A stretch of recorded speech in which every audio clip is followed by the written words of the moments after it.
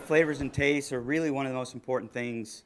Of course, I'm biased, but one of the most important things in a beverage while you're drinking, especially when you're talking about the sensorial experience of it.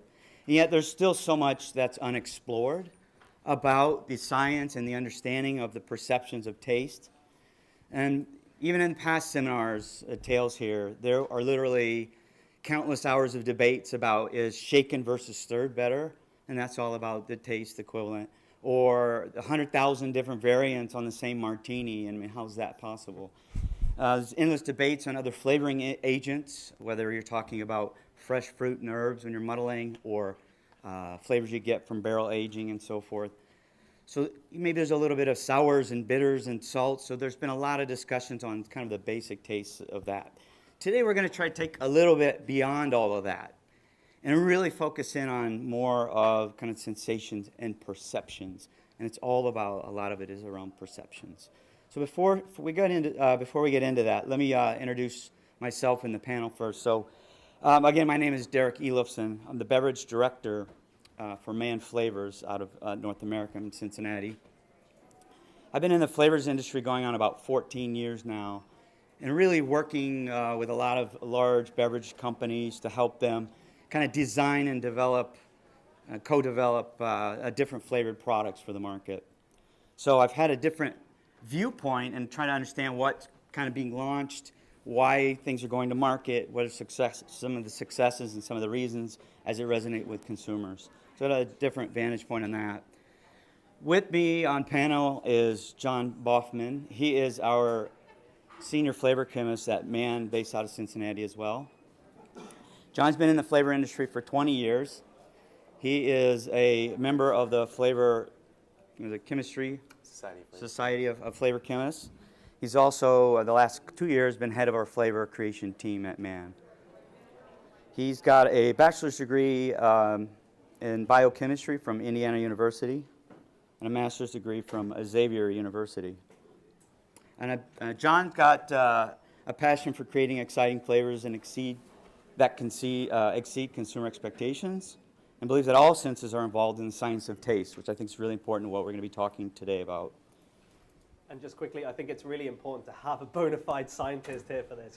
We're going to talk about some of the practical stuff, but John's knowledge is hugely valuable in some of these things. And, although some of it might get a little heavy, and there's some words that are particularly long and hard to pronounce, there's some really incredible material, and having somebody with John's pedigree and expertise is really amazing for us. Keep us honest, too. Right? Absolutely. So, all right, well, let me introduce Ryan Chidioradana. Many of you probably already know him as well, but he is also known as AKA Mr. Lion. He's been involved with several of the UK's best bars for over a decade. So he's helped take the last four of these, some of the bars, like Bramble, 69 Colebrook Row, the Whistling Shop on the national titles, and all featured in the top 40 of the world's best bars for Drinks International. Personally, he has twice been named the UK Bartender of the Year and is titled to several national competitions. Ryan has been a contributing columnist to Imbibe, Class Magazine, and several other publications. Ryan's also known as an innovator, and that's why we really engaged with him to kind of take this presentation today up to where we are. So he's really done a lot of work, really well known around the world, and given talks in several countries in Europe and throughout the Americas as well. So in 2004, he won Innovator of the Year award. In 2013, he opened up his first bar, the White Lion, which was quickly garnered several awards for its pioneering approach to drink making, including being named world's best new bar at the highly prestigious Spirited Awards. Thank you. And then a year later, kind of opened up another bar called the Dandelion, right? Also out of London. So if you're in the London area, White Lion and Dandelion should be noted as places to go. So last year, I'll skip all these awards. We can talking all day, man. But lastly, International Bartender of the Year award last year at Tales Spirited Awards. So congratulations again on that. Next, we have Ian Griffiths, Mr. Lion, the business manager. So he's kind of Ryan's partner in crime. I think many of you may know him as well. Ian's been involved with the hospitality industry for over a decade as well. He's extensive knowledge in all aspects of the business from his experience in native Australia. Yeah. You get a lot of people confused with that, huh? I try my best to ditch the accent. He's also a creative aspect in the cocktail world, having worked at both the Black Pearl in Melbourne and Eau de Vie in Sydney. Following, he went to the Bramble in Edinburgh, helped tally up some of the top bars in the world there as well.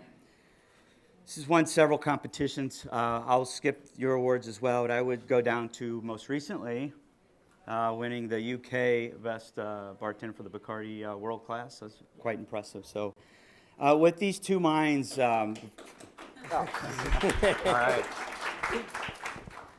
With these two innovative minds with us, we're hoping to really be able to inspire you guys today.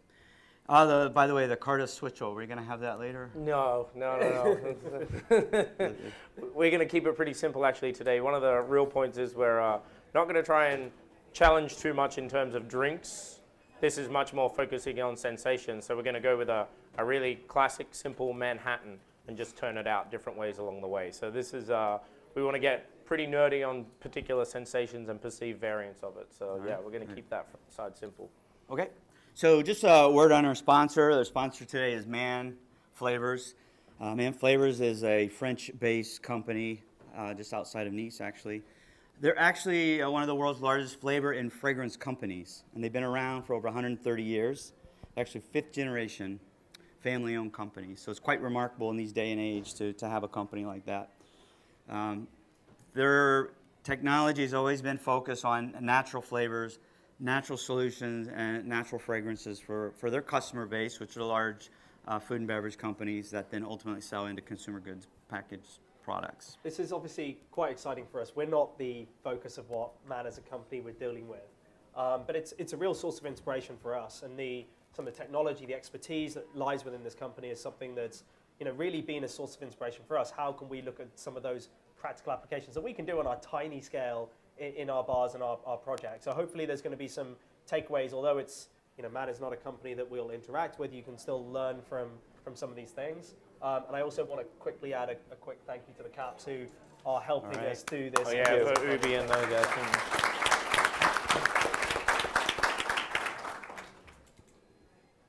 So just kind of a word about one of our programs, research and development programs around sense capture, which this is our research program that allows us to kind of identify unique materials in nature and bring these to life and into new flavor solutions, taste solutions for our customers.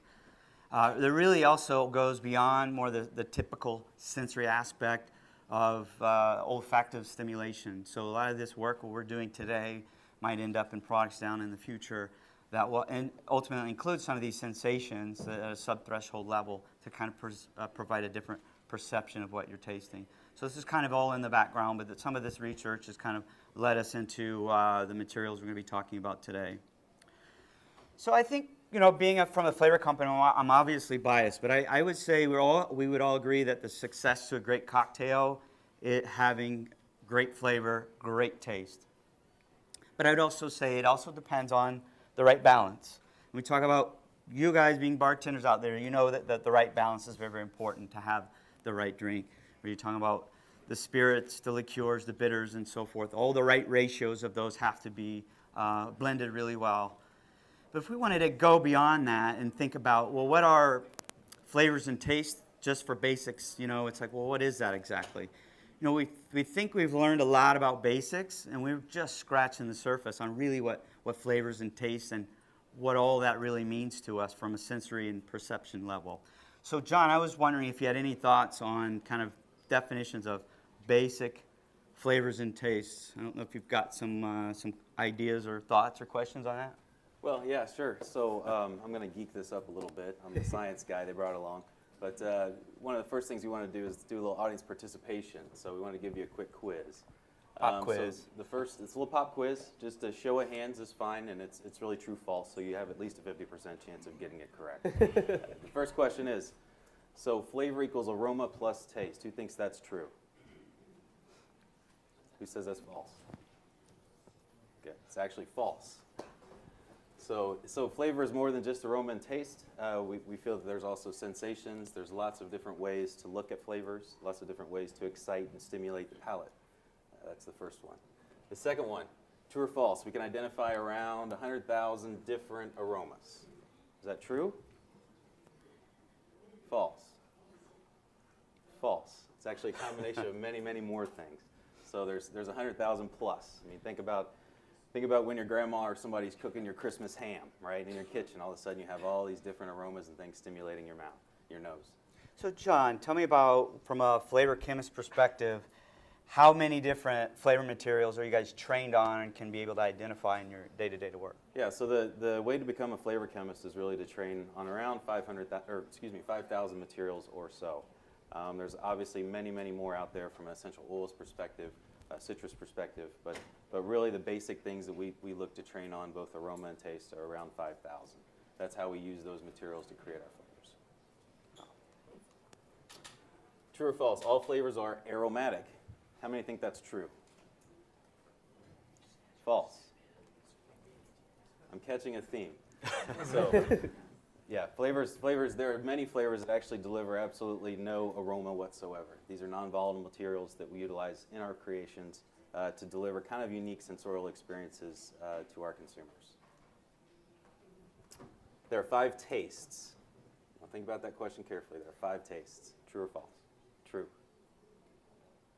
False. I'm just going to tell you, it's false. Yeah. So there are 5 basic tastes that are accepted within literature, but we're challenging that today because we feel that there's more than just bitter, sour, salty, sweet, and umami. Many of you have probably heard of that in your studies. You've probably seen that really ugly picture of the tongue that has the different regions of the bitter, salty, sour, sweet. We're challenging that today. We feel like there are many other tastes out there, including, there's soapy, there's metallic, there's carbon dioxide. There's all kinds of things going on in the mouth, which is kind of the theme of today. Yeah, I think that that tongue we now know is false and wrong. Your palate is not divided up that simply. I still actually see people rolling it out every now and again. But I do think what that image and that diagram helped achieve, certainly even for all of us growing up, it helped give us a visual representation of these 5 key tastes that we do perceive at times. And so really what we're going to aim to put in front of you today is try and give a visual representation of 5 or 6 key sensations that we think are the starting point whenever you're looking to create and develop flavor within a cocktail. We're not going to be able to put it into a nice little image like a tongue as such, but really at the end of the day, it's next time you step back into that bar or next time you go to create that drink, it's ponder what of those sensations you want to turn out. What ones do you want to tune in and make really show them, really showcase them with the cocktails?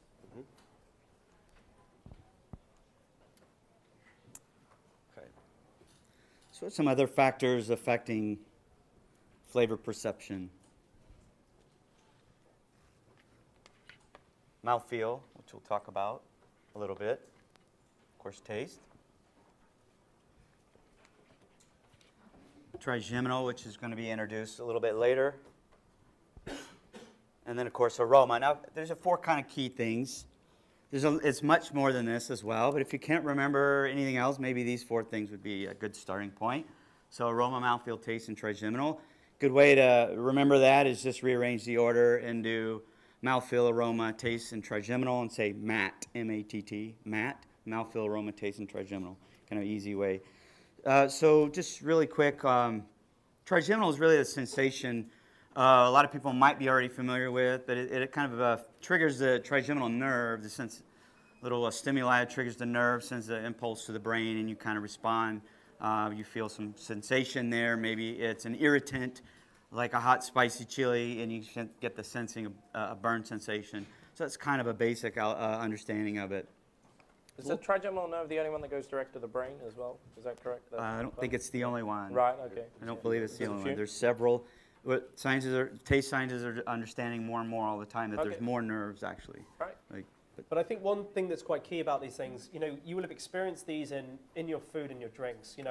When we have complex foods, you're ticking all of these boxes.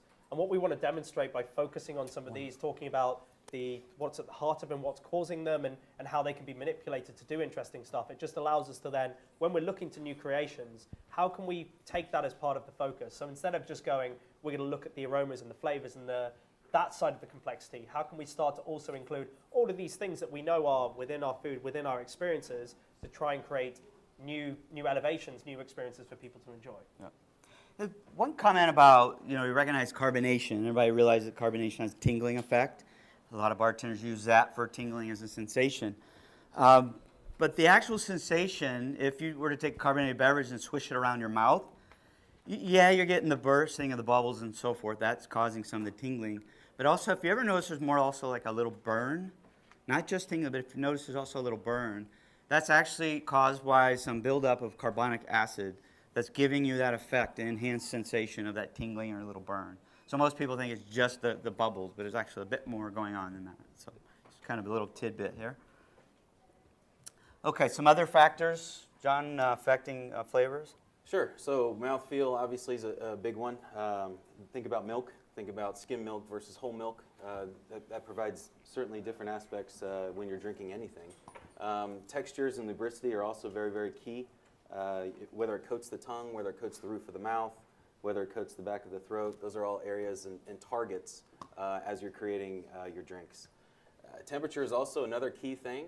So, think about cold coffee and how that tastes, or cold brewed coffee versus sort of a nicely brewed, fresh, warm coffee. Think about sound and pressure. That's also very, very key, as a lot of Bloody Marys are ordered on airplanes for a reason. And then think about visual and color. If you colored acidified, sweetened water orange, you're going to have a lot of people say, oh, it's an orange flavored beverage. But if you colored it, say, red, they probably won't say it's orange. They may say it's something like a cherry, even though there's no flavor in it at all.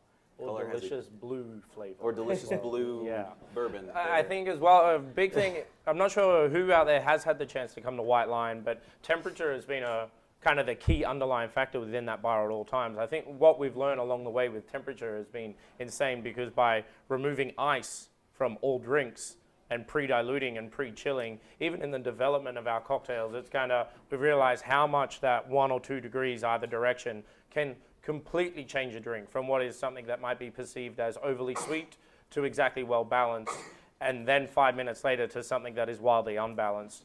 Outside of that, sound and pressure for us is probably the biggest one yet to be explored in the industry.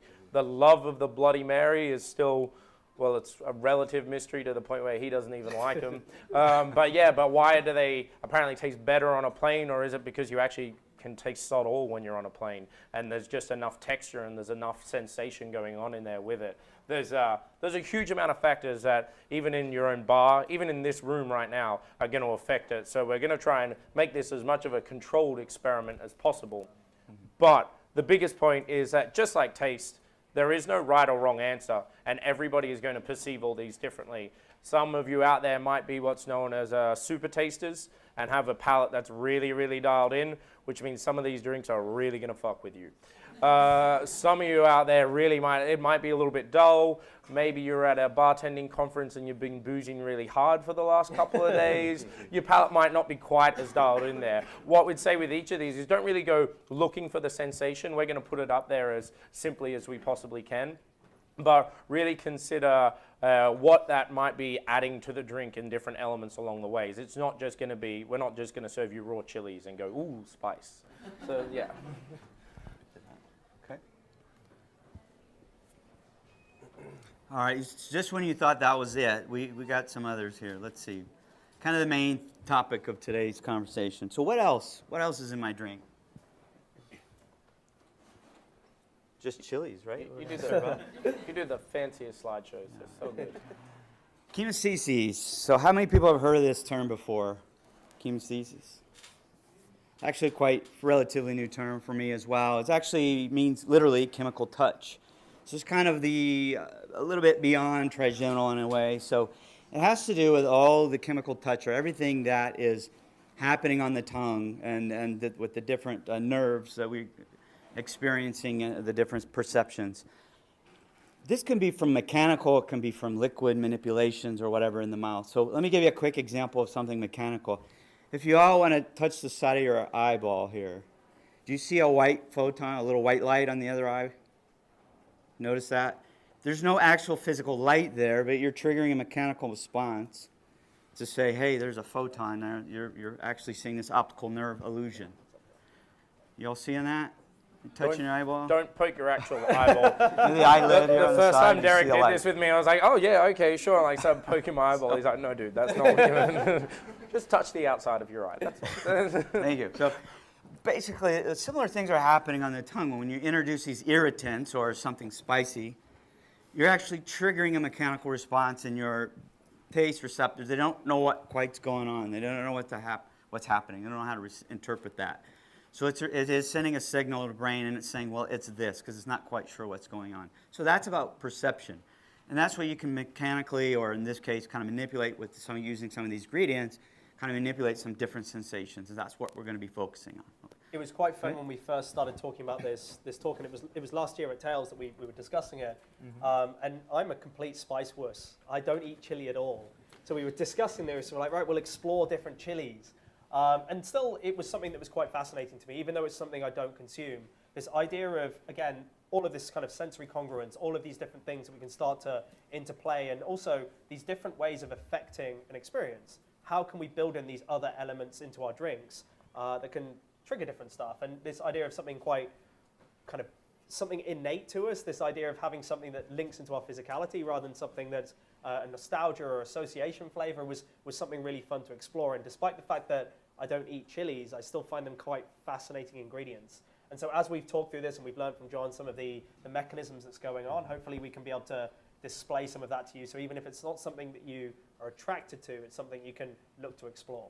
And start to try and train your brain as well. It is no different to that taste element of it whatsoever. Your brain is stupid. You have got to train it. You have got to develop it along the way. And so you need to start developing that understanding of picking out those differences of what those sensations are so that it's not just all the same. So one thing about chilies, Ryan's not a big chili fan, but here in the U.S., we're a big chili nation. More and more so. I think we're right on trend with the use of chilies. We actually, as Ryan alluded to, we actually wanted to do the whole seminar on different chilies. But through discussions with Tails, we figured we'd do a little bit broader. But, a recent survey had shown that 75% of U.S. consumers want more spice in their foods and beverages even. So I think we're seeing more use of chilies on premise in terms of the cocktail programs. I think we'll see a lot more of that as well. I think there's all kinds of varietals of chilies that we can go into, which can enhance the flavor, but also the spicy notes and trigger some different responses there. So we'll talk a little bit about the piquant sensation and what chilies can do as well, and how you can manipulate your drinks. But first, before we get into any of the, let's say, materials here, flavoring agent materials, and before we trace our first drink, which will be coming out in just a minute, we got to do a word of caution. And just make sure that we all understand what we're talking about with these types of materials. So, John, you want to chime in on? We work at Man Flavors, and we are a large-scale manufacturer of flavoring agents and materials. So some of the things you're going to learn today and some of the materials that I correlate back to something that is real marketplace for you all, we have an experience in handling and expertise in handling. This is sort of our safety announcement that we want to make sure that you understand. These are fine, they're very safe, but as you're working with marketed materials in your bars, please use caution. Don't play with something back behind the bar and then immediately, rub your eye or do the eye test Derek asked you to do, or go to the bathroom. Yeah, that's not fun. So you have to be a little bit careful when working with these materials. And I think this is something that doesn't get stressed enough in our industry. We're very fortunate with the world of drinks that because of alcohol being a bit more stable, we have a lot more gray area than happens in food. There's a lot of tight regulations around what goes into your food, and actually it doesn't exist in our drinks world. And both Ian and I have judged competitions or been in scenarios where we've seen examples of things that aren't safe. So, be it kind of a fat washing of something where you've essentially got rancid fats that can be very dangerous. Or, the guy that put the raw quinine bark into straight alcohol and just extracted it back through, that kills you. Yeah. And that legitimately, that is a heavily regulated product. And, we're a company that, our tagline is Heaps Magic. We've always tried to explore some very fun and new ingredients, new ways of delivering experiences to people. But our primary objective is always to be safe.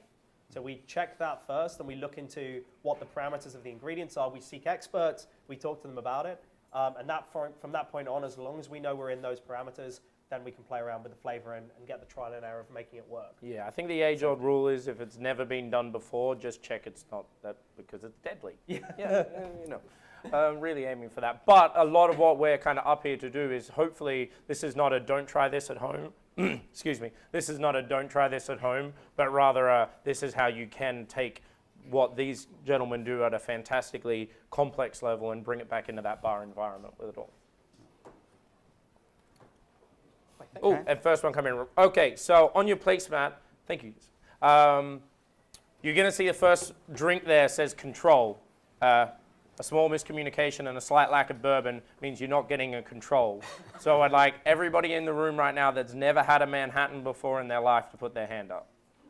Excellent, good. Okay, so just imagine that Manhattan, because really what we want to do with this is, like I said, we didn't want to bombard you with new flavor after new flavor in different cocktail again and again and again. If we did a tiki drink and then a Bloody Mary and then a sour, all with different sensations, you're going to constantly be trying to calibrate your palate to those new flavors and not be able to simply focus in on the sensations, which is what this is all about. So picture that Manhattan, and then have a sip of your first drink, which is actually number 2 on the placemat.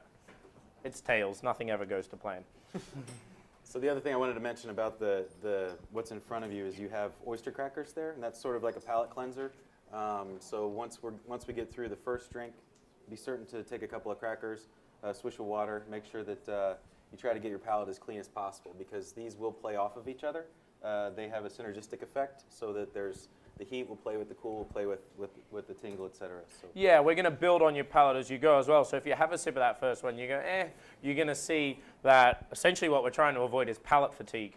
I'm not sure if most of you are aware, but usually within about 25 minutes of tasting, you're going to start to experience some real kind of conflicts going on there with it all. And we really want to minimize that wherever possible to maximize what you guys can get out of this session along the way with it. But also what we want to look at is balance. So, you know, whenever we're working with new bartenders, we talk about the whole atmosphere around everything. It's the lighting, it's the music, it's everything that goes into that experience of the drink. And it's the same thing with this sensation. If we over-egg this, if we made it really heavy-handed, none of this drink is going to be balanced. So you should, what I tend to find with these is actually when you breathe out, and you know, it will build up as you have a couple of sips, but we're not looking for this to be like whack you know, round the head with any one of the particular sensations. Also, you're going to drink about 3.5 Manhattans in the next hour, so you know, consider that too with it all. Yeah, water is available at all times, of course. But yeah, what Ryan touched on there is really what we always tend to refer to with all of our creation as putting more of a deft touch to a drink. And that is, I think a lot of the drinks, despite often being tagged as the overly complex sciencey guys, quite the opposite. Really, a lot of the time, what we try to present is a drink that's really considered and quite simplistic, where it just has that final little addition that turns that drink out and makes it that little bit more extra special along the way. And that's certainly what we're going to do with these sensations today as well. How did you make that heat one? It's pretty good. So that, yeah, so one of the things we talk about, and I challenge my team with all the time, is to figure out new and interesting ways to use materials that you wouldn't think would go into specific types of flavors for beverages and other categories. So cinnamon is sort of a material that we utilize. It's the main component that goes into cinnamon bark. It's in there well over 90–95%. It has a really nice cinnamon taste, but it has some heat to it. I will challenge my team to find new and different ways to use that to sort of create signature notes within their flavor systems. At the same time, behind the bar, you want to use something like that, a dash of cinnamon or something to enhance a strawberry daiquiri or something kind of out of the box. Those are the things we're challenging you with today, because we want you to use these things in new creations, in new ways. Taking cinnamon schnapps and adding it to a champagne could make it very interesting, for example. So one of the things that we're going to look at, and we're going to build on this a bit more, is this idea of substrata. We're going to look at the balance of these flavors. But I think in a very real sense, you can, you know, we're tasting the same bourbon, the same vermouth throughout all of these. They are, the heart of the Manhattan is the same. But when you're mixing a drink in the bar, you know, drinks that particularly translate to different occasions, you know, you can make a whiskey sour with quite a rich style whiskey, and all of a sudden it becomes quite autumnal, it becomes wintry, it becomes, you know, deep and dark and brooding. How can you start to build that same idea in without switching out the whiskey? So instead of being kind of aperitif, summery and light, or autumnal, wintry and dark, how can you start to introduce something like a sensation to transport that drink in a very different direction? So Manhattan, you know, you're going to expect it to be in this. I mean, do you all pick up this? Those of you who've tried it, this warmth that comes in the background. It kind of grows. It kind of just roars through the back of it. So the idea of this being this dark, brooding drink, all of a sudden it makes sense to have heat. But as we then compare to the other sensations, you're going to start to go, well, all of a sudden I've got the same drink, the same style, but it's taken into a completely different space, time, occasion. So are you all picking up on the heat and not really so much the cinnamon? Because the idea here is if you use too much of this material, then you can, a lot of it also contains the flavor as well, and that's not necessarily what we're looking for. So it's strictly trying to get that heat, and I think these guys did a really good job with the balance of that. So and that's definitely the challenge when you try and take these raw ingredients back into your own bar is have a look, and it'll take some experimentation and more than likely a couple of failures along the way to figure out how you can get that heat from that cinnamon without just getting that big punchy cinnamon, almost fireball-esque flavor in your drink, which is what you might be trying to avoid, unless that's your thing. And really that comes down to potency. And that comes down to making sure that how you're extracting it, if you're extracting it back into alcohol or back into a heat and a sugar syrup, it's just bringing that all into balance with each other and all that ratio that you then are going to turn around and put into your drink. So if you're going to extract it back out through something like a vodka, that alcohol is going to act as a preservative and extract a much higher content. So then obviously you're going to be looking to use that in minuscule amounts. We're talking using it almost as a tincture or a bitters, which is definitely what we've done here as well. If you go something more like a syrup, you're definitely going to get a lot more of that cinnamon flavor come through before you get more of that heat as well. Yeah. This is the first drink of the day, I really, yeah. It's the first hair of the dog. It's good. Yeah.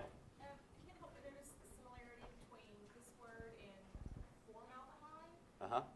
Is there a relationship between these two things? No, they come from the same, chemical class aldehydes is a very large class. So it can come, there are many, many things that are considered aldehydes in flavors. Don't drink formaldehyde. Yeah, that's a bad idea. Wouldn't be good. So glad you're here. You're good on safety then.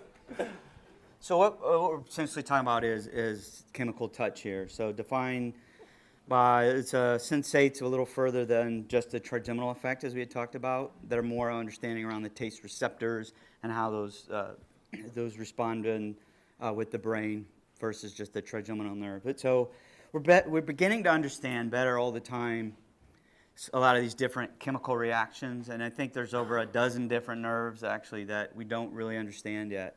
So we're really at the frontier of really understanding all of this, thinking about, from science perspective, whether it's the ocean depths, which we hadn't really explored, or just mapping out the human brain. Same thing with the tongue. We haven't really mapped that out and further understood what all that can be.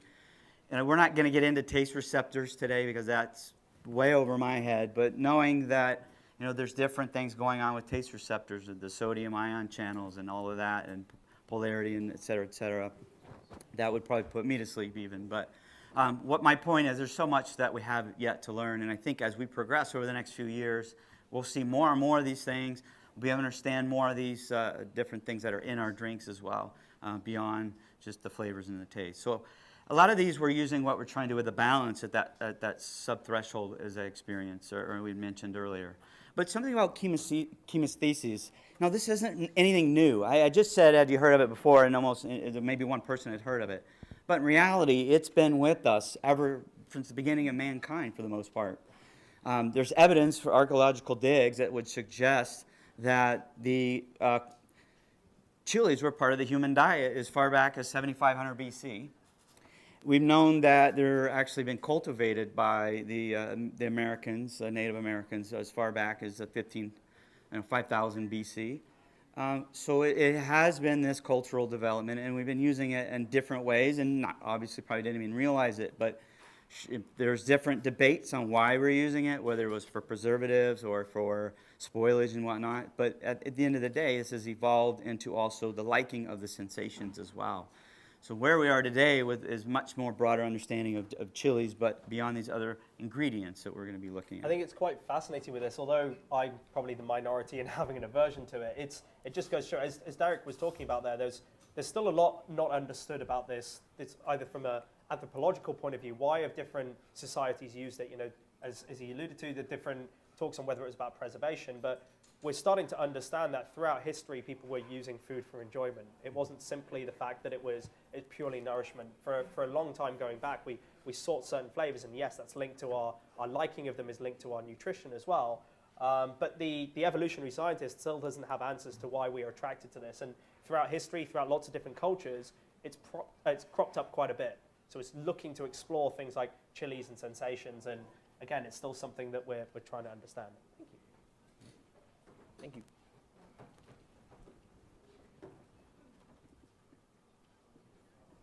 Okay. Next up, we have coming around picante. Oh. Piquant. You're such a fan. You have to have a taster to check I'm okay with it. I've actually seen him send back a dish that had too much black pepper on it. It's like it's really. When he says he has an aversion, it's pretty heavy with it all. Pecan, I think actually a definition on it would probably be a great starting point to help then understand what we're perceiving with it. Sure. So pecan, imagine is sort of like a dance on the tongue. Imagine it's kind of this tingly sensation. It's not necessarily tingle per se, but it's a sharper than that. Not so much burn. So this is sort of like kind of a slow tingle sensation on the tongue. So it's a very nice material utilized here. Very romantic. I'd never heard you say that. Hey, is this, and this literally shooting from the hip here, is this kind of what they play on with a little bit of Doritos? Is is that definitely what they're trying to turn out there? Is it? It's not hot and chilly, but it's definitely got a sensational Sensation aspect. for sure. Yeah. That combined with the salt really delivers a very interesting and unique profile, especially on the ones that are the jacked, you know, the Doritos that are jacked. So whatever that means. Extra crack. Yeah. Exactly. But also even that kind of dryness, I think one of the things that's really interesting about using these sensations is the journey of that drink. Where does this end? And all of a sudden you've left with something that, 2-3 minutes later you've still got this sensation going on. It's got an effect to it that lasts, and that changes the way you pick up the flavors, but all of a sudden you're left with a very different feel to the whole drink. And what are we taking this from? Chili. Capsaicin? Yeah. So the material that a lot of people have probably heard. Have you all heard capsaicin? Is that a familiar term? Okay, that's very very common. This is evident in all chilies, all peppers, at some level, and we can go into the Scoville heat scales as well, and it's kind of an interesting discussion. Yeah, so we talk about different thresholds and the right balance and so forth. And a lot of times it might be hard to measure, but chilies is actually one you can measure, I think, at least from the starting material that you're using. Probably all heard of the Scoville Scale, Scoville heat unit. Actually developed in 1912 by a pharmacist, Wilbur Scoville. And basically, if you're not already familiar with it, it's the amount of diluted alcohol-based extract until you no longer sense that level of heat are no longer detected. So basically diluting this down until there's nothing left. So your basic banana pepper, not a big deal. Your basic hot sauce is around 50,000 unit Scoville. And then Habanero, a lot of bartenders starting to use this now, and maybe paired with mango or some other tropical fruits. And now ghost pepper seemed like it was this really big deal over the last couple of years as well. And it gets hotter and hotter and hotter, but the more you're starting to deal with these hot peppers, the more dangerous it becomes. If you're chopping up peppers, you get some of that oil on your fingers. That's what John was alluding to. You don't want to be touching your face, your eyes, your mouth, your nose. Think about it in this way. Think of pepper grade or police grade pepper spray. That's around 5,300,000 Scoville heat units. So if you're up in the hottest pepper of them all with the Carolina Reaper pepper, you're kind of in that danger zone already. And I know people want to get their hands on pure capsaicin, but I wouldn't recommend it. I don't know why you would want to do it. It's just not worth it. Just use the peppers. Don't get nuts there. And again, because there is this love and fascination with spice definitely at the moment, and peppers in general, I think it's probably one of the most readily available raw ingredients that we can reach for as bartenders. There's a huge raft of different ways you can do things. Has to be said, one of the ways not to do it is to just take something like a ghost chili pepper and put it in vodka, because you are just creating pepper spray there, and that's really silly. However, from our own experiences working with this, again, to try and bring in that sensation of piquant without it just being like, bam, chili, the best success we've actually had is taking dried chilies, seeds removed and brewing them as a tea, and then fortifying back with vodka from there. Basically what that's doing is, because alcohol is such a fantastic extractor, if you go direct contact of raw chili to the alcohol, it's just going to strip that capsaicin right out, and it's going to strip all that flavor with it as well, because that flavor is locked into that same kind of oil content. By brewing it back out in water and then fortifying back across, you develop that savory characteristic, and that drying effect is actually what's going to help you generate a piquant sensation in a cocktail. If you just bang straight chili in there, that's exactly what you're going to get with it all. Yeah. So are you noticing on the taste, you got maybe a little bit of heat, or are you getting any sensation like a prickling or tickling or tingling or something? So have It'll everybody got it now? no, not much. There's different levels of sensitivity. So this is just Yeah. right under the threshold there. So. What did you put in this particular sample? Was it the brewed chili that you were talking about? No, everything that we've been doing for all of these is actually been working with Man and what they produce. This is much more trying to give a kind of, I guess, a at-home or in the bar kind of scenario for it, definitely. But we left this to the professionals today. Yeah, so this is a capsaicin dilution, and we've kind of modified a flavor around it, and it's a very, very basic because we wanted to have the capsaicin be the star, be the piquant star, the chili star. So, it's very basic. Everything you're tasting today are just very, very basic materials. Again, we've used it in a manner that we've explored a balance. What we think is, the idea with these is you could actually drink it as a whole drink. We didn't want it to be so hot that you just have one sip and that's all you want to have of it. Mm-hmm. Obviously, I'm not going to encourage you to drink 5 Manhattans over the course of this discussion. But No, do not. but it was about having it in a manner that you could actually use this in a drink as part of that complete cocktail. So it should be balanced what a full drink would be. So it is on that back end of, it's not being obvious, it's not being heavy-handed. Yeah.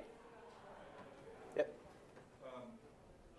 In this, I always think of cinnamon as being one of the flavors that I perceive. Everybody's secretive about their aromatic bitters recipe, but like House of Angostura or any major bitters that you put into a Manhattan, do they not? I mean, aren't all of these going to have cinnamaldehyde if they have any stitch of bitters in them? If they're using cinnamon materials to create the bitters and extract the bitters, then yes, that will. But I mean, Sure. absolutely, they will have been part of the bitters recipe, but they're probably not in a concentration that you're going to notice it in a heating form. So if you're, we talked about this with when we come on to some of the other sensations, you might have come across them in other uses, but just using a piece of clove in something is not going to extract enough to give the warmth. We've used it as an additional component to have that sensation in there. Yeah. So like a Trinidad sour or something that has a lot of Angostura bitters, that heat is there. Oh, for sure. But also that cinnamon flavor is there. Yeah. And that's kind of the difference, is trying to step away from just observing the flavor and look more at the sensation element of it. The other aspect I'd say is that what is going in has always been an extract of the direct sensation itself, where something like the bitters is going to macerate the entire raw material. So you're also going to have a lot of other compounds going in there at the same time as well. But if you dialed it up enough like that, you would get the heating effect. Yeah. But these Manhattans, do they have bitters? Yeah, of Yeah. course. Yeah.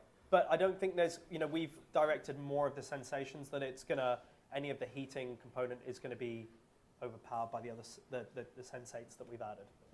Does that answer that? Yeah?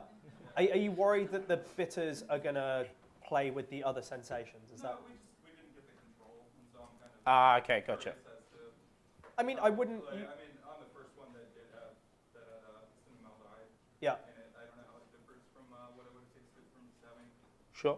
them with bitters or having an extra dash. I mean, I don't usually think that a Manhattan has a physical heating component. I know I see it as a broody, dark drink, and I suppose that's pushing it more into that direction. But I think that what should have been exemplified by, and I think it will help as we try the other ones.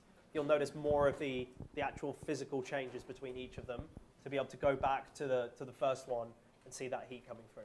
Yeah, definitely. That going back and forth will hopefully kind of let your palate and help train your brain even more on what those sensations will be that you're looking for there. Thanks, man. Thank you. Have we got the really funny video now? Yep. Excellent. Thank you.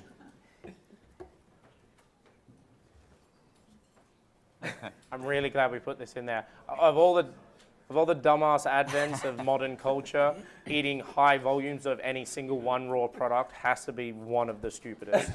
If for no other reason than because by the end of the day, you'll realize that most raw products have a really active irritant compound in them, such as this gentleman. So he's got a scoop of wasabi.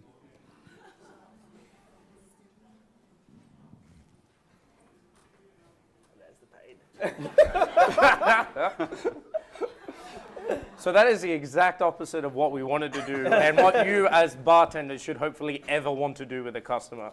This is, again, coming back up there to, again, labor this point about bringing sensation in as a deft touch. Still making sure the other elements are all in balance with it all. But with retronasal in particular, you'll notice there was a delayed effect.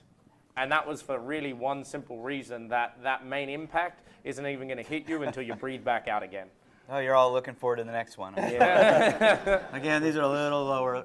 Has anyone ever done the... I noticed a little devil in the background there. Did you see that? The what? Little devil in the background. Look at him. So you notice he's covering his nose because he doesn't know what to do with this. So I'll let you guys get a chance to taste this, and we'll kind of talk about what's actually in it. But if you want to, why don't you talk about what's in it, and then we'll talk about how we could manipulate some of these drinks then. Sure. So allyl isothiocyanate, it's a big nerdy term. You don't say. Yeah, Wow. don't- Yeah, that's Easy for you to say. Yeah, I enjoyed saying that. But anyway, there's allyl isothiocyanates readily available in mustard, in horseradish, and wasabi, obviously. How many of you knew that most wasabi served in restaurants isn't actually wasabi? Okay, good. We have educated people. That's great. This is wasabi itself is very rare, and it's very expensive. And So- really difficult to even cultivate once you've got it. Yes, extremely difficult to cultivate. It's not a root, as most people think. It's actually a stem, and most of it is consumed in Asia. So He got a wasabi tree and killed it in 3 days. It's not necessarily down to the fact that I couldn't keep it alive. It's also the fact that they are very hard to cultivate. But I killed it. you really don't like burning. Well, actually, I do love the kind of the pepper spices. So that was one I was hoping to keep alive. Yeah. And it just didn't manage it. It was a birthday present from your sister Yeah, too. yeah. That The other challenge with wasabi is that when you extract it and actually pulverize it, if you get your hands on it, it isn't stable. Yeah, Unless you wrap it in something, because it oxidizes very fast. So Yeah, if within you- 15 minutes, you lose it. Yeah, if you're in Japan and you have wasabi, it's usually done a la minute for you. So they grate it on the spot. The half-life on it's really short. So hence why they use mustard and horseradish and fake it green in those little tubes that you get everywhere else around the world. There- I'm sorry? The growing cycle? I think, I don't know how long it takes. You can use other parts of the plant. You can use the leaves, and they have some components in there. But it's partly, it's like a hydroponic thing. They grow it in water, and it takes a long time for it to grow and cultivate. I think it's about a year. I think it's a year-round crop, but I don't want to talk defiantly about that one of those. That's one for Google. Yeah, cool. I think, again, can you get the sensation on this one? When you breathe back out, for me, yes? Yeah. I mean, I guess the biggest thing we were left up to is we had to dial these drinks into what worked well for us. And so if there is a difference in palate there, we are going to come up against that. But hopefully this one's a little more prominent and stepping up again and again as you go with it all. This is a difficult sensation to incorporate into a cocktail, in all honesty. I tend to always refer to it as the toothpaste effect, because it's kind of a little bit of a, toothpaste for me is, I'm not sure what's wrong with my palate, but it's very rarely actually a cooling. It's always a little harsh for me, and that's what I get with this retronasal burn back through. You can go, the obvious raw materials are your wasabi, they are your horseradish, and all those different elements right there. And I think this is probably one of the, in terms of just simply taking that raw ingredient and putting it into the cocktail is often the best way to actually stimulate that sensation. There's not too much mucking around that needs to be done here. And I'm not sure if all raw ingredients that contain that big fancy word, I'm not sure if they're all tend to break down quite quickly, but your wasabis and your horseradishes, they do. They haven't got a long shelf life on them. But yeah. I tend to associate this with much more of a savory sensation as well, though. I think the reason why horseradish ends up in Bloody Marys is it just kind of links into all of that journey of the kind of glutamates, the amino kind of acid aspect of the tomatoes and whatever other savory elements you're putting in, the spice, and then you get this big kind of, actually this retronasal, this kind of return on the kind of horseradish spice of it. I think it lifts the texture as well, much more so than the Yeah. spice lifts the texture of a Bloody Mary, if we were to use that as an example. I think it's actually the horseradish, and like you said, it's that return. You've already washed the palate, you've already perceived all of that texture and that big mouthfeel, and then it just kind of lifts it all back off the palate again. So I don't tend to use this as something as a sweet area of drinks, but actually it was really fascinating hearing about some of the flavors and actually the use of this in other manners from John. Yeah, so I've challenged my team to use a lot of materials in different ways, and we have horseradish oil as sort of a raw material within our palate. And we were working on a project, we were trying to make raspberry flavors pop and really have a lot of great zing and impact.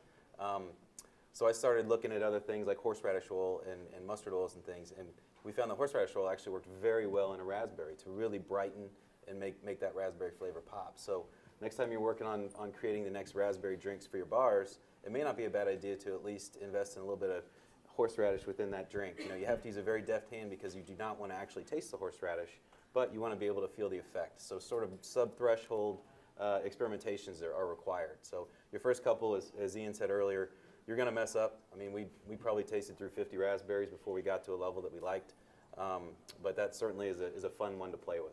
And again, that idea of, not even listing it, something that acts in the background, very much substrata. You're not tasting it as horseradish. All of a sudden you have a Clover Club, a soft drink that has all this berry notes kind of like as the lead, and then it just suddenly has this extra lift to it. And that's what nature does. It puts this complexity in there that you can't always put your finger on, and having something that helps give that kind of extra complexity, that extra kind of elusive flavors is really fascinating. Yeah, and that's an interesting comment too. You don't have to list that on your menus necessarily. No, we don't. We've always said when you go to a kitchen, when you go to a restaurant, the menu that you get in front of you there is not telling you every single pinch of salt and pepper and every element like that. No different when you come to one of our bars. A lot of the cocktails are listed with no more than 4 or 5 ingredients. Brutal honesty to you right now, there's usually anywhere between 12 and 16 ingredients going on in there. And it is just all about those different elements that you can turn out with it. Won't go on a full rant right now, but when it does come to talking about the natural sensations that can be added to fruit, monoculture farming practices have pretty much bred most of those out. And so working with fruits like raspberries, a lot of the time what you'll actually be doing is bringing that fruit back to life. So it's not so boring and bland. But I won't go on that rant right now. So are you guys all noticing it's probably real subtle, a little wasabi, but bear in mind also on the first sip, you may not always get it. The second sip, maybe third, it starts to build over time. In theory, by the time you finish this whole drink, you should be getting a little bit of that sensation, maybe that retronasally. So maybe it's kind of building on you. And that's Definitely true that for one most builds. of these sensations where it just Yeah. kind of builds. That's why, another reason why it's at a lower level, so you want to be able to enjoy the whole cocktail as well. All right. Let's move on to the next one with cooling. There's all kinds of different cooling compounds out there. So I don't know when you want to talk a little bit about this, if we're going to be able to drink this one. We haven't yet, but Yeah, sure. Once we get it. It's not out yet. I think this is, this is actually one of the harder ones for my mind that we've ever been able to really bring into a bar, is that cooling effect. Because the raw ingredients that usually provided, you've got to do such a in-depth extraction, it's beyond the means of an average kind of bar. That's from our perspective. I think one of the reasons why, it's taking away that flavor side of it. So it was a big period where mojitos were one of the most popular drinks around. And that was a time when they were great cooling agents. They were great ways of transporting you to some different place. And it was a result of not only the freshness of the serve, you got the crushed ice, you got the rum. To me, it's a spirit that transports you anyway, particularly when you're in drizzly London. But you've got this cooling note of the mint. So you've got the zestiness there, and then it's got this extra freshness to it. And so that idea of trying to find ways of incorporating that into very different styles of serve is really fascinating. But it's quite hard. You end up having something either where you don't want to have a mint flavor in, so a Manhattan, something you want to be able to take maybe into an aperitif camp, something that's brighter, that's cleaner, but you don't want to be able to marry that with necessarily a mint flavor. Thank you. Thank you. Thank you. So menthol is a principal component within peppermint oil. It's between 40 and 50% menthol approximately. Obviously there's peppermint flavors that go along with that. Menthol itself doesn't really taste like peppermint necessarily. We use menthol in a lot of different creations. It really pushes that brightness again. We actually have worked with menthol in things like blackberries to provide some really unique sensations, and at subthreshold levels, once again, all that does is sort of enhance that sort of pop from the blackberries, make them taste very fresh, and in some ways it actually lifts the aroma depending on what you're putting it in. So menthol is a really unique material. It's very natural. There's no issues with it, but obviously if you brush your teeth, hopefully today and last night, Yes. obviously that goes in pretty much every toothpaste and mouthwash on the market. Yeah, and that's what I was going to say. With this one in particular, the most likely familiarity that you're going to have with this sensation is via a mouthwash. So when you actually have the first sip of it, really wash it around your mouth like that and see how quickly it hits the gums and everything, and your brain goes, yeah, actually, I do know this sensation. Hopefully it still just tastes like a Manhattan, but then it's got that sensational element to it as well. Have any of you used kind of like shampoos that have mint in them? It's physically cooling, and it's that same kind of like kind of link that we're having. Obviously, you don't taste the shampoo. I hope you don't taste the shampoo, but Two birds with one stone. but with the drink again, you've got something that is rich flavors in this real brightness. It's that ping, as John mentioned there. It's this lift that you get in the background. It's this freshness. It's an association. That's what happens when you're brushing your teeth. That menthol gives a sense of freshness because it cools and it feels bright, and it's an association, but it's that sensation as well. Did you have a question?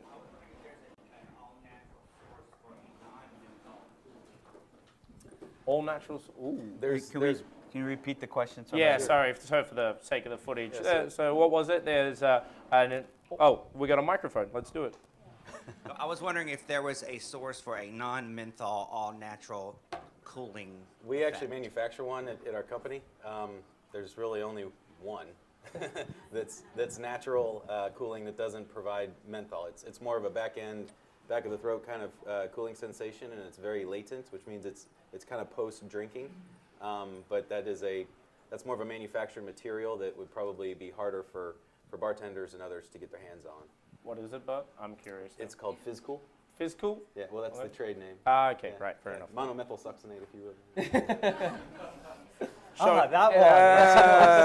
Back to drinking. As this, yeah. So there's obviously a link between the hot and the cool, Sure. right? Otherwise, we wouldn't have icy hot as a product. So what is the factor that makes you choose hot for a raspberry and cool for a blackberry? Obviously, there's a reason. Is there an easy way to sum that up? That's a great. really, really good That's an outstanding question. I think a lot of it is trial and error. Sometimes, and some of that depends on the raspberry flavor that you're trying to create.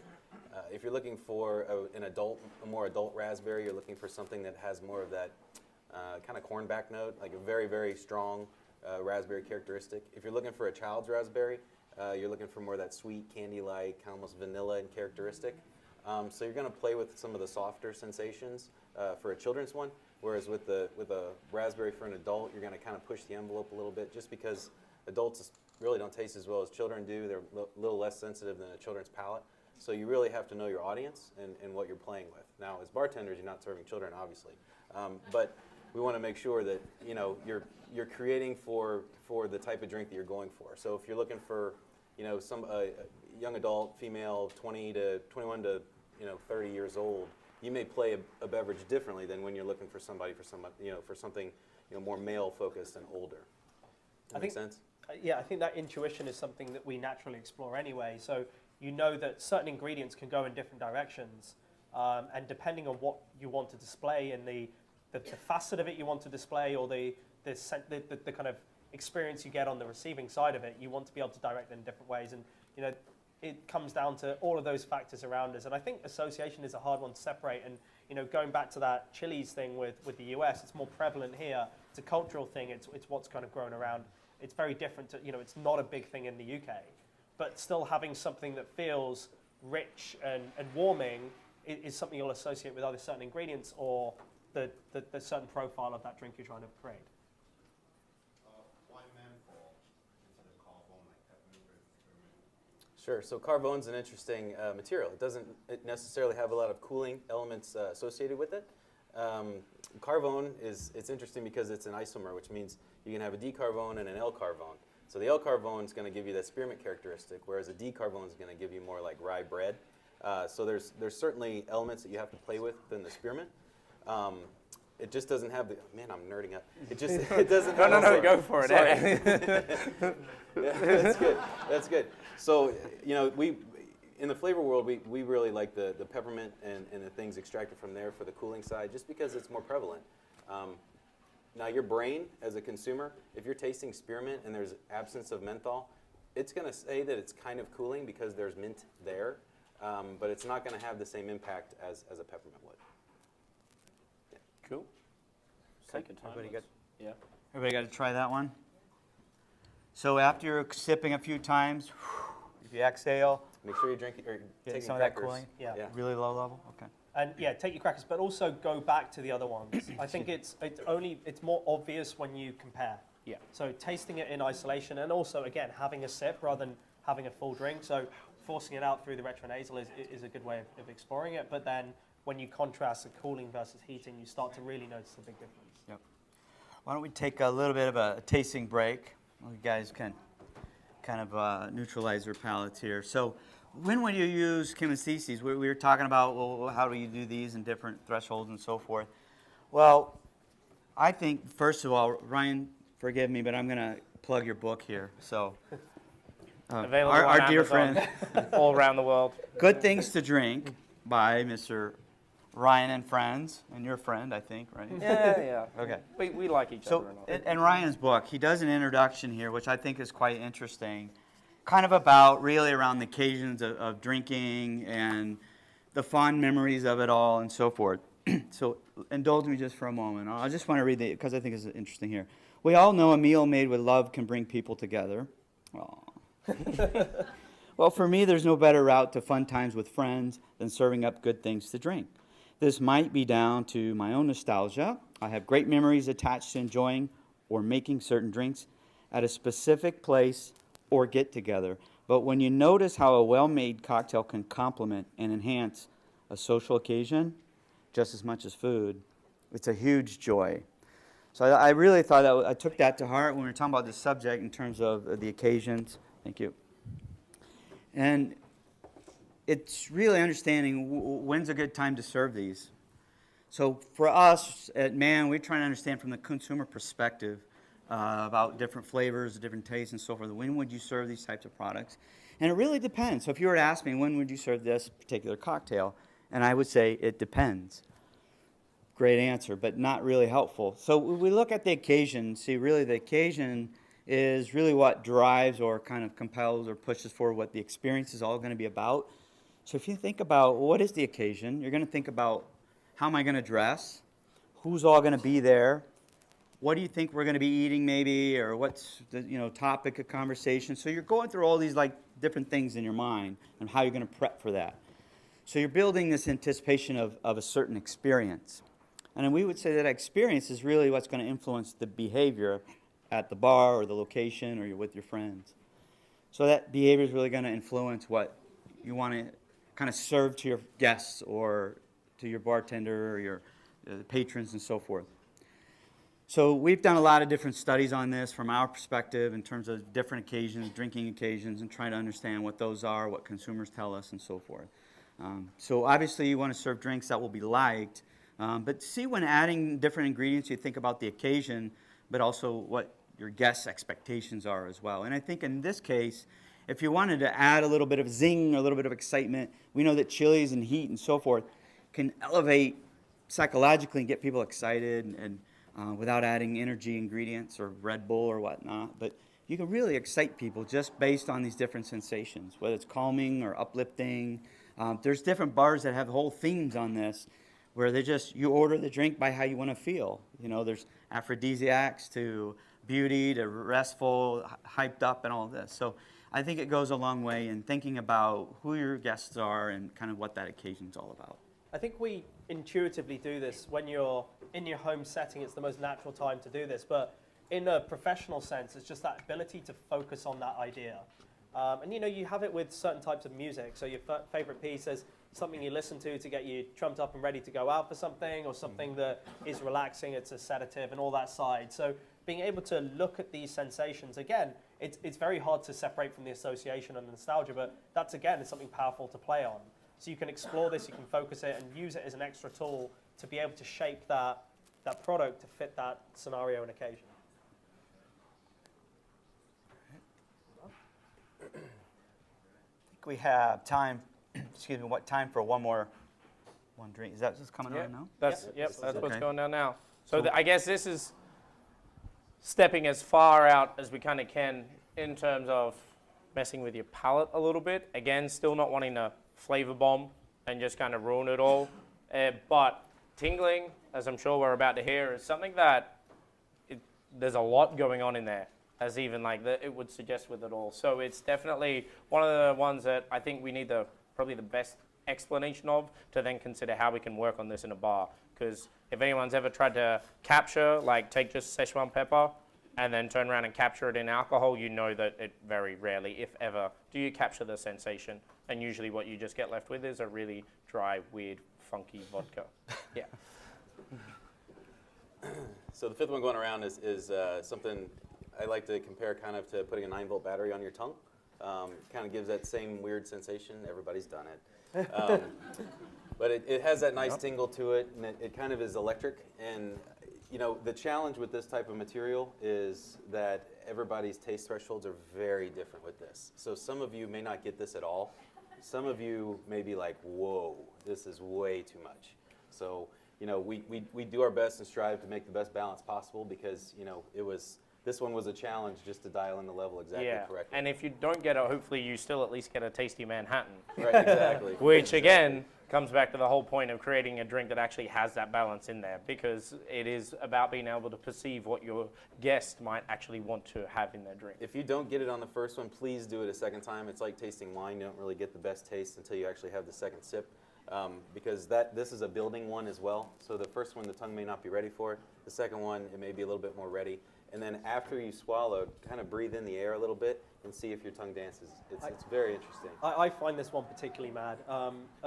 It's crazy to me. It's like, this is heaps magic, but you never needed it.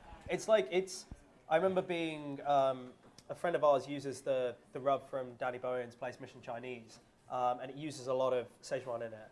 And the first time I had it, I'm not good with the spice of that. There's loads of other spices mixed into that rub.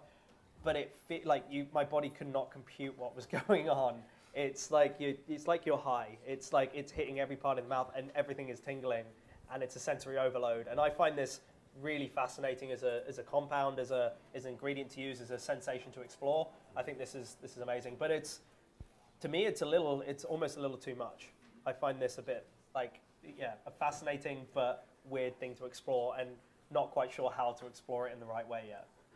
So as Ryan alluded to, we're talking about Szechuan peppers. You guys didn't pick that up already, so you want to talk a little bit about Yeah, so the essentials? material within the Szechuan that provides some of this tingling is a sanshool. It's a very interesting and unique molecule, and obviously it's doing some weird things to some people's tongues, and some people are like, I'm just enjoying a Manhattan, which is okay. So it's been around for a very long time. Obviously comes from Asia. But they've made many different peppers and things with sanshoos, and they continue to find new varietals and new things within the pepper space with sanshoos involved. Are you all getting a little bit of tingling? Some Certainly of you? second and So-so. third sip, hopefully. Yeah. You can see some really heavy nods. Sides and of some tongue, other- up front, back. It's good that we're all different, but it does mean when we put 100+ people in one room together, we're definitely going to have varying degrees with it all, from one end of the scale right through to the other. I think, as I elaborated to just before, I think this is probably the hardest sensation to try and capture and work in the bar, except for actually just using Szechuan pepper directly in the drink. It is so wildly unique, so very, very specific.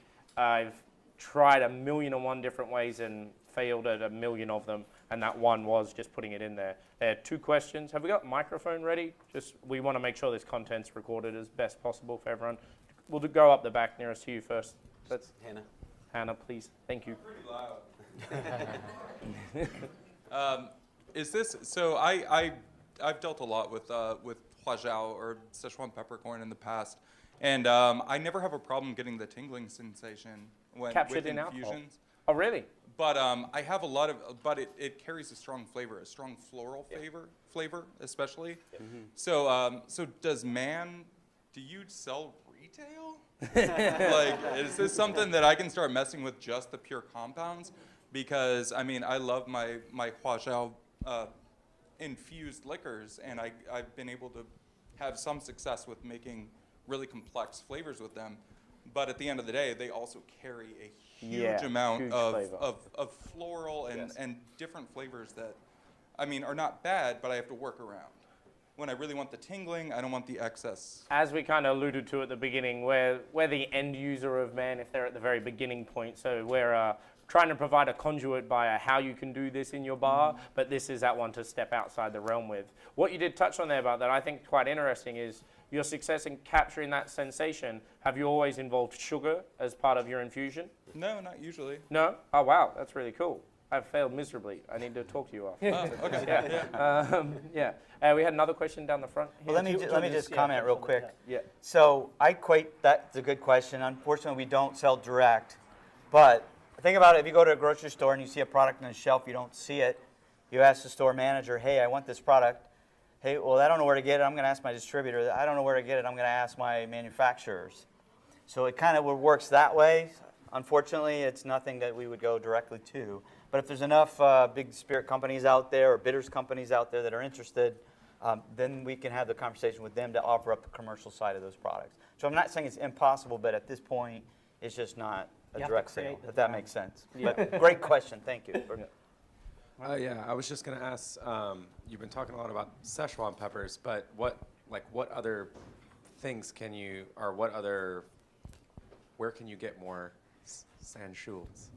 I guess, like what other, is it just, because they've been talking a lot about Szechuan, is that the only pepper that contains that component or only? It's in the Szechuan higher than most other peppers, but I think that's available in other peppers, and I don't have a good answer for you. But like that's the best That's the best available way to one get to it. get By that far. higher content of it, so you get the Definitely. tingling. To So- get the sensation, And definitely. is that the only component that you can get tingling from, or do you have some other? There are other materials, but a lot of them are coming from folks like us, large manufacturers of flavor materials who Don't sell to us. Exactly. Got it. Trying to keep it as relevant as possible. We're going to touch on a couple of promising examples in a second. Actually, we're kind of running out of time. So, yeah. That's 10 minutes. A really nice tingle from the Szechuan balloon, the flower bud. Yeah, the buttons, yeah. Yeah. Yeah. More so than the pepper itself. Yeah. It's like all tingle without Again, the buttons, the Dushi buttons, Szechuan buttons, you can use it as a garnish, and yeah, absolutely has a massive effect. But again, it's the difficulty of then stabilizing that in an ingredient to use in something else is tough.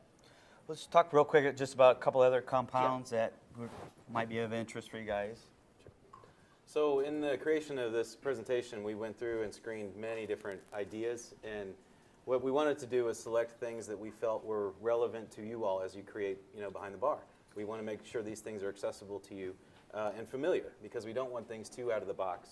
But other things that we tasted and tried that we felt were relevant were things like clove. There's an interesting story about the ancient civilizations used to use clove to numb the gums. Most of you are shaking your head, or nodding your head, so you know. Ginger's another one. We just touched on wasabi earlier, so now I'm really hungry for sushi.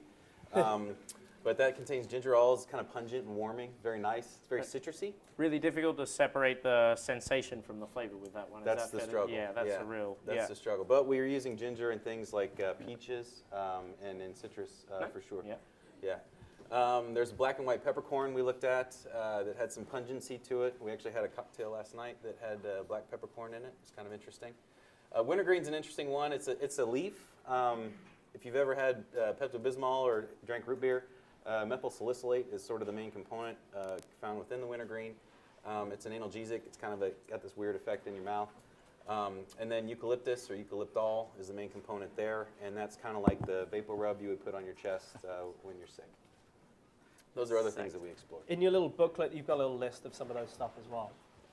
All right, we got about, what, 10 minutes? So let's touch on what could be next. I mean, we're just scratching the surface with all this. So we kind of wanted to share with you a few other promising compounds and then maybe a few marketing ideas for some people out here. So octanoyl vanilloid, that's a mouthful for me. John, you want to comment on this? It's similar to the piquant sensation. Yeah, so it's very close to piquant sensation. It's hot, and then it kind of dissipates relatively quickly. It's kind of a unique material. A little bit difficult to extract at this point for us, but we're working on it. So it's found naturally in peppers, but it's such a low level of concentration that we have to do a lot of extraction. So I'm not sure how that's going to get to the bar yet, but I'm sure it will come in some form or fashion. The mala is a Chinese combination of already used in a lot of the Asian cuisine. The combination of the Sichuan pepper with a lot of the pungency and the heat from capsicum. And then jambu, which is one of my favorites, is a Brazilian para cress. It's gives you a little pungent, tingling, numbing sensation. A lot of chefs in Brazil are using this. I'm sure there's other chefs here and maybe bartenders experimenting with it as well. One of my favorite chefs in Brazil, Alex Atala, is very good with using this and having the right balance of the flavor in his dishes. So I think that's something that we could probably look at. I believe you can buy jambu online as well, so maybe that's something you can experiment with. Just be cautious of the levels you're using it. So in the next couple minutes, let's think about some other things out there in terms of technology, kind of beyond flavors here and taste that we've been talking about. There's a couple of things going on. There's this idea of vibrational theory and how it affects how the flavors are being received, or the tastes actually are being received through the sodium ion channels and so forth of the taste receptors. It gets very complicated, but there's some people and scientists that believe that if you have this little vibration that you can change or alter the actual taste sensations that you're perceiving, that your brain is registering. A couple of examples here with some technology. There's a vibrating fork out of Japan that came to the market earlier this year that claims that you can reduce the amount of sodium you're using in your dish with this vibrational fork. So when you eat it, it sends this little signal to those sodium receptors saying, hey, there's additional salt in this food. But in reality, there's not. So from health and wellness perspective, that's quite promising in that imagine having lower sodium products.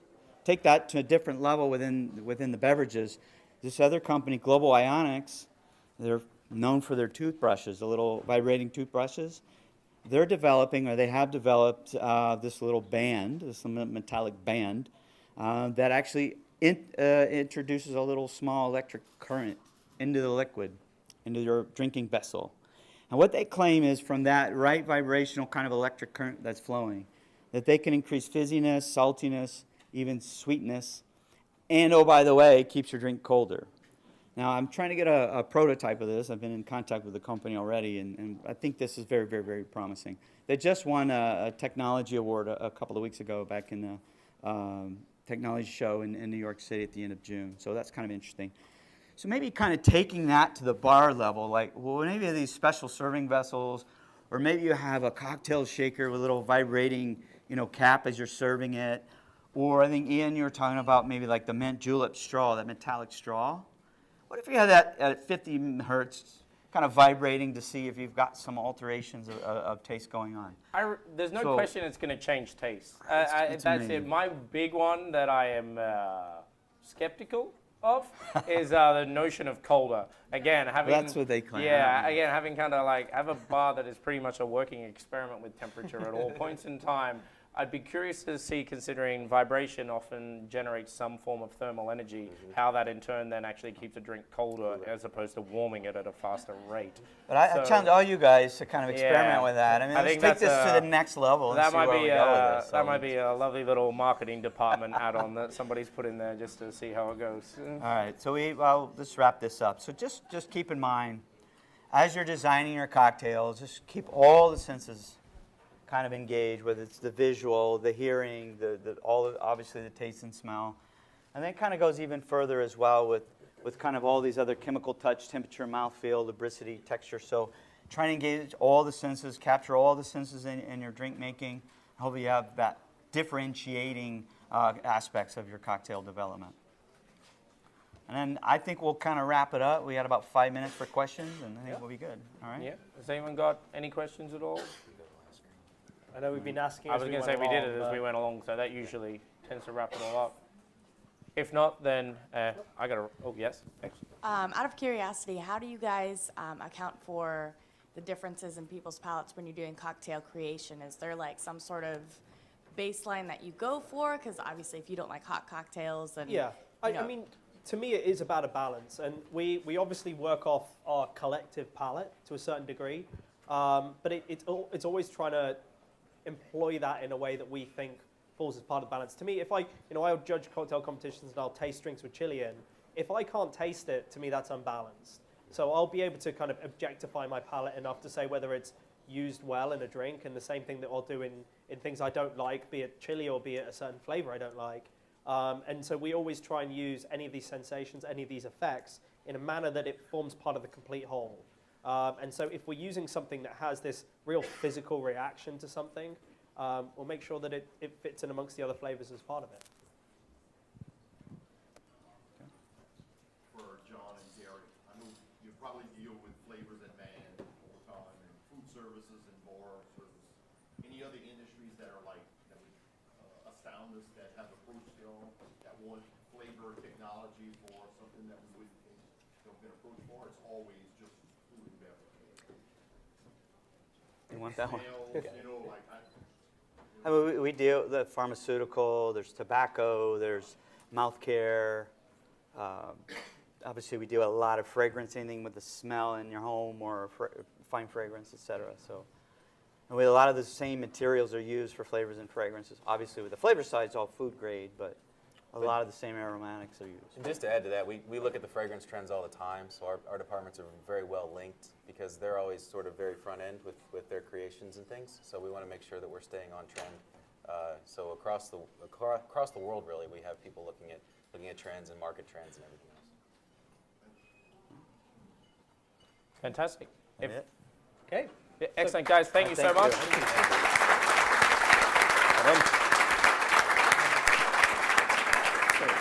And if you wouldn't mind, be sure to take a little bit of time to kind of rate the seminar and give us some feedback. Appreciate it. Thank you. Am I off? Yeah. I got to run.